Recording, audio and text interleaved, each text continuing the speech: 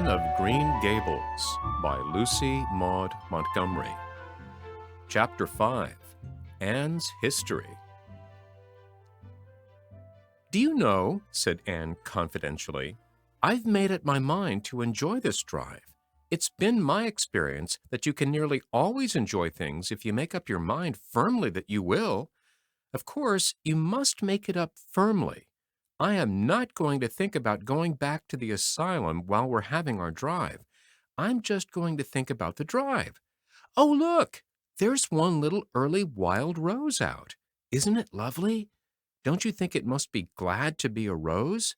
Wouldn't it be nice if roses could talk? I'm sure they could tell us such lovely things.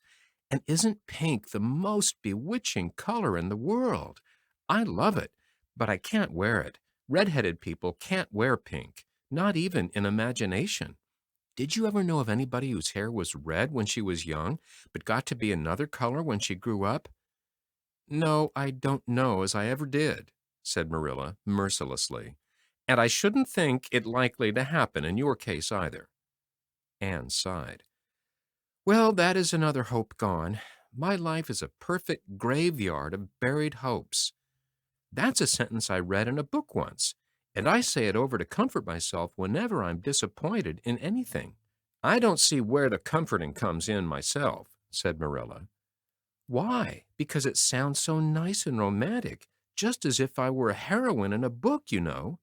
I am so fond of romantic things, and a graveyard full of buried hopes is about as romantic a thing as one can imagine, isn't it? I'm rather glad I have one.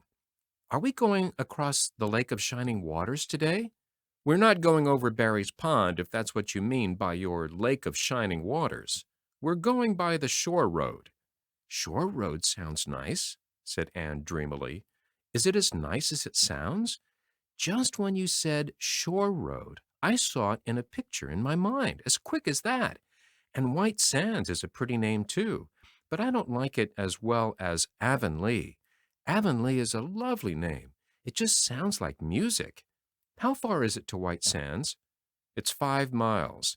And as you're evidently bent on talking, you might as well talk to some purpose by telling me what you know about yourself." "Oh, what I know about myself isn't really worth telling," said Anne eagerly. "If you'll only let me tell you what I imagine about myself, you'll think it ever so much more interesting." "No, I don't want any of your imaginings. Just you stick to bald facts. Begin at the beginning. Where were you born, and how old are you?" "I was 11 last March," said Anne, resigning herself to bald facts with a little sigh. "And I was born in Bolingbroke, Nova Scotia. My father's name was Walter Shirley, and he was a teacher in the Bolingbroke High School. My mother's name was Bertha Shirley. Aren't Walter and Bertha lovely names? I'm so glad my parents had nice names. It would be a real disgrace to have a father named, well, say Jedediah, wouldn't it?" "I guess it doesn't matter what a person's name is, as long as he behaves himself," said Marilla, feeling herself called upon to inculcate a good and useful moral. "Well, I don't know." Anne looked thoughtful. "I read in a book once that a rose by any other name would smell as sweet, but I've never been able to believe it. I don't believe a rose would be as nice if it was called a thistle or a skunk cabbage. I suppose my father could have been a good man even if he had been called Jedediah, but I'm sure it would have been a cross. Well, my mother was a teacher in the high school, too, but when she married father, she gave up teaching, of course. A husband was enough responsibility. Mrs. Thomas said that they were a pair of babies and as poor as church mice. They went to live in a weeny-teeny little house in Bolingbroke. I've never seen that house, but I've imagined it thousands of times. I think it must have had honeysuckle over the parlor window, and lilacs in the front yard, and lilies of the valley just inside the gate. Yes, and muslin curtains in all the windows. Muslin curtains give a house such an air. I was born in that house. Mrs. Thomas said I was the homeliest baby she ever saw.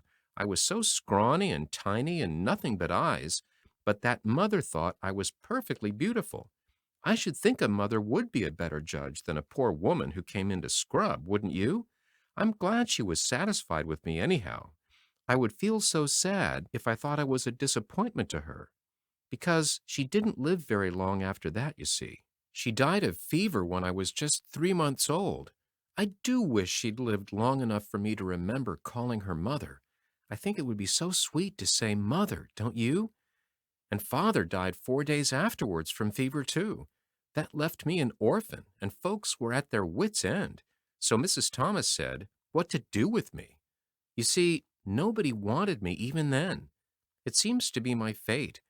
Father and mother had both come from places far away, and it was well known they hadn't any relatives living. Finally, Mrs. Thomas said she'd take me, though she was poor and had a drunken husband. She brought me up by hand. Do you know if there is anything in being brought up by hand that ought to make people who are brought up that way better than other people? Because whenever I was naughty, Mrs. Thomas would ask me how I could be such a bad girl when she had brought me up by hand, reproachful like. Mr. and Mrs. Thomas moved away from Bolingbroke to Marysville, and I lived with them until I was 8 years old. I helped look after the Thomas children. There were four of them younger than me, and I can tell you they took a lot of looking after. Then Mr. Thomas was killed falling under a train, and his mother offered to take Mrs. Thomas and the children, but she didn't want me. Mrs. Thomas was at her wits' end, so she said, what to do with me? Then Mrs. Hammond from up the river came down and said she'd take me, seeing I was handy with children. And I went up the river to live with her in a little clearing among the stumps. It was a very lonesome place. I'm sure I could never have lived there if I hadn't had an imagination. Mr. Hammond worked in a little sawmill up there, and Mrs. Hammond had 8 children. She had twins 3 times. I like babies in moderation, but twins 3 times in succession is too much. I told Mrs. Hammond so firmly when the last pair came. I used to get so dreadfully tired carrying them about. I lived upriver with Mrs. Hammond over 2 years, and then Mr. Hammond died, and Mrs. Hammond broke up housekeeping. She divided her children among her relatives and went to the States. I had to go to the asylum at Hopeton because nobody would take me. They didn't want me at the asylum either. They said they were overcrowded as it was, but they had to take me, and I was there 4 months until Mrs. Spencer came.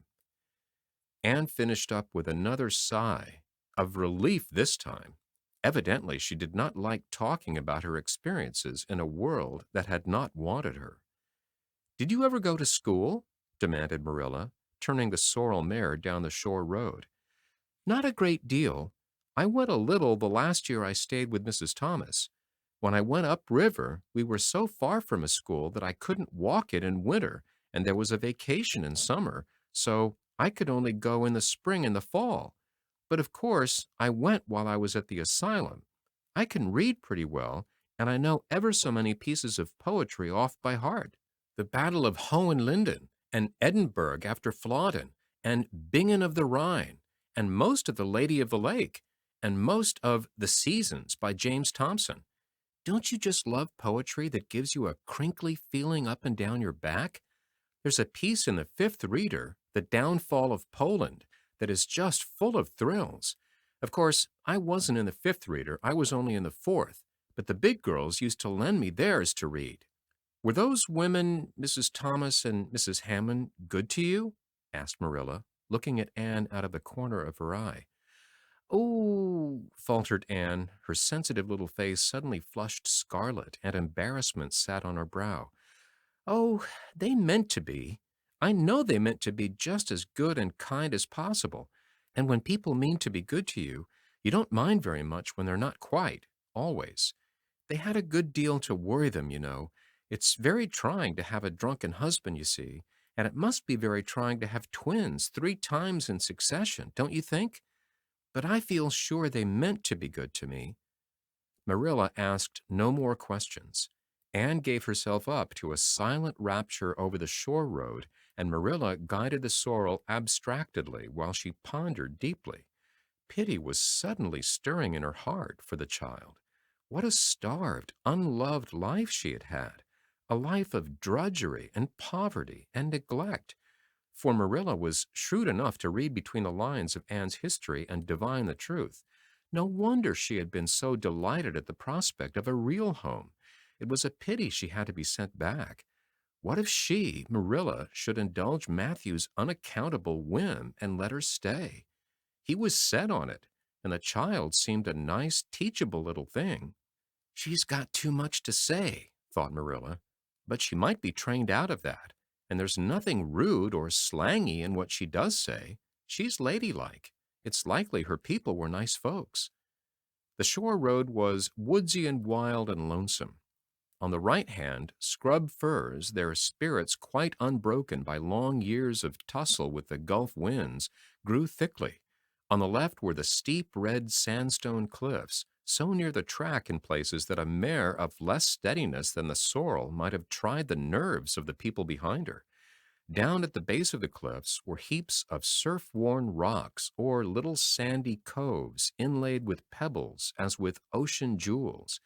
Beyond lay the sea, shimmering and blue, and over it soared the gulls, their pinions flashing silvery in the sunlight. "Isn't the sea wonderful?" said Anne, rousing from a long, wide-eyed silence. "Once, when I lived in Marysville, Mr. Thomas hired an express wagon and took us all to spend the day at the shore 10 miles away. I enjoyed every moment of that day, even if I had to look after the children all the time. I lived it over in happy dreams for years. But this shore is nicer than the Marysville shore. Aren't those gulls splendid? Would you like to be a gull? I think I would.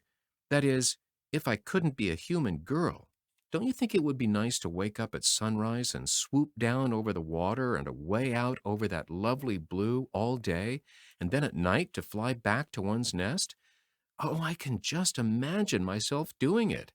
What big house is that just ahead, please?" "That's the White Sands Hotel. Mr. Kirk runs it, but the season hasn't begun yet. There are heaps of Americans come there for the summer.